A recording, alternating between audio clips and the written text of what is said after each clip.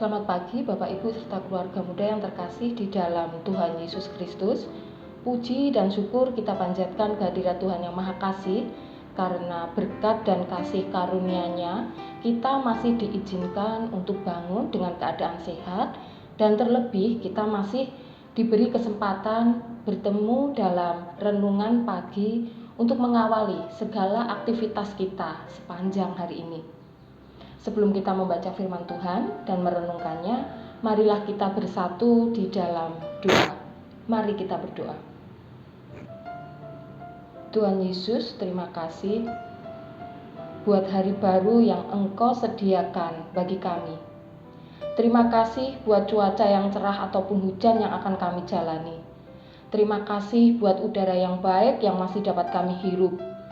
Terima kasih buat pekerjaan yang masih dapat memberikan kami berkat untuk memenuhi kebutuhan kami. Dan terima kasih masih memberikan kami kesehatan yang baik agar semua aktivitas dapat kami lakukan. Dan biarkan firman yang akan kami baca dan renungkan pagi ini menjadi dasar dalam kami melakukan aktivitas kami sepanjang hari ini. Semua yang baik, yang indah, kami yakin dan percaya itu datangnya hanya dari-Mu. Dan tidak ada satupun yang lebih baik dari pemberian-Mu bagi kami. Ampuni segala salah dan dosa kami dalam kami berdoa. Inilah doa syukur kami yang beralaskan nama Tuhan Yesus Kristus. Amin. Bapak, Ibu, dan Saudara yang terkasih di dalam Tuhan Yesus Kristus serta keluarga muda, pada pagi hari ini renungan kita beri judul menghormati keputusan, di mana renungan ini kami dasari dari firman Tuhan yang tertulis pada 1 Korintus 12 ayat yang ke-25. 1 Korintus 12 ayat yang ke-25 yang demikian firman Tuhan. Supaya jangan terjadi perpecahan dalam tubuh, tetapi supaya anggota-anggota yang berbeda itu saling memperhatikan. Berbahagialah bagi kita orang yang percaya, yang mendengarkan firman Tuhan, yang merenungkannya, serta melakukannya dalam kehidupan kita sehari-hari. Haleluya, amin.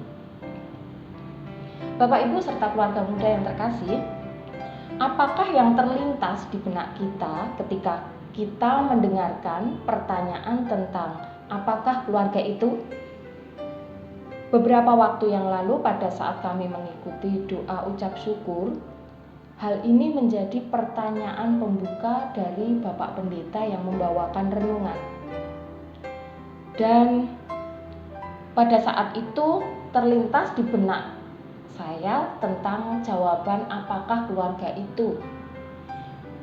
Di benak saya mengatakan bahwa keluarga adalah tempat kita meleburkan segala perbedaan yang ada tanpa harus memaksakan semuanya untuk menjadi sama. Dan di dalam keluarga juga adalah tempat munculnya masalah, tetapi disertai dengan penyelesaiannya. Mengapa demikian? Bapak, Ibu, dan Saudara yang terkasih serta keluarga muda, kita sebagai manusia diciptakan berbeda-beda. Tidak ada yang sama, begitu juga dengan orang kembar. Dalam lingkup yang paling kecil, yaitu keluarga, kita pasti sudah menemukan banyak perbedaan, seperti halnya beda pendapat, pemikiran, kebiasaan, atau bahkan kepribadian. Tetapi janganlah kita membenci perbedaan itu, karena dengan membenci perbedaan, kita artinya membenci sesama. Dan hampir bisa dipastikan bahwa setiap keluarga pasti pernah merasakan perbedaan itu. Bagi keluarga yang sudah lama dibina pun tak luput dari perbedaan. Apalagi bagi keluarga muda yang lagi seru-serunya dalam penyesuaian diri. Lebih lagi, permasalahan atau perbedaan yang dihadapi dalam hidup ini munculnya tidak terduga. Bapak, Ibu, dan Saudara yang terkasih di dalam Tuhan Yesus Kristus, yang sering terjadi dalam keluarga karena sering adanya rasa tidak menghormati antara pendapat atau pandangan yang berbeda dari masing-masing keluarga. Mungkin peran seorang ayah yang sangat mendominasi karena merasa sebagai kepala keluarga, atau mungkin juga ibu yang sangat mendominasi, sehingga manakala dalam keluarga itu terjadi permasalahan atau perbedaan pendapat masing-masing anggota keluarga akan saling mengabaikan, tidak menghargai pendapat dari anggota yang satu dengan anggota yang lainnya. Dan sering kalinya apa yang menjadi pendapat anak, khususnya anak, sering kali kita abaikan. Bahkan juga antara bapak dan ibu juga bisa seperti itu, saling mengabaikan. Sebenarnya kalau masing-masing anggota keluarga bisa saling menghargai perbedaan pendapat serta gesekan yang ada, ini justru akan menajamkan pikiran kita serta cara pandang dan juga wawasan kita, sehingga kita bisa menghasilkan keputusan untuk kebaikan keluarga. Seyogianya apa yang sudah menjadi keputusan bersama dengan tanpa memaksa kehendak dari masing-masing pribadi, kemudian bisa kita sepakati dan kita laksanakan.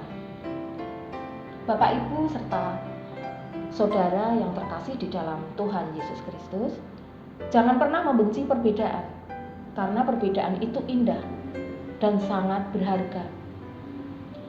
Perbedaan memberi warna yang berbeda dibandingkan kalau hanya satu warna. Hidup dalam keberagaman dan perbedaan dapat dijaga dengan kita saling menghormati dan menghargai keputusan atau pendapat anggota keluarga yang lain. 1 Korintus 12 ayat yang ke-25 mengatakan, supaya jangan terjadi perpecahan dalam tubuh, tetapi supaya anggota-anggota yang berbeda itu saling memperhatikan. Perbedaan dan keputusan anggota keluarga yang lain harus kita hargai. Kita tidak harus mempunyai pikiran yang sama untuk saling mengasihi, karena kita tetap bisa saling mengasihi dalam perbedaan.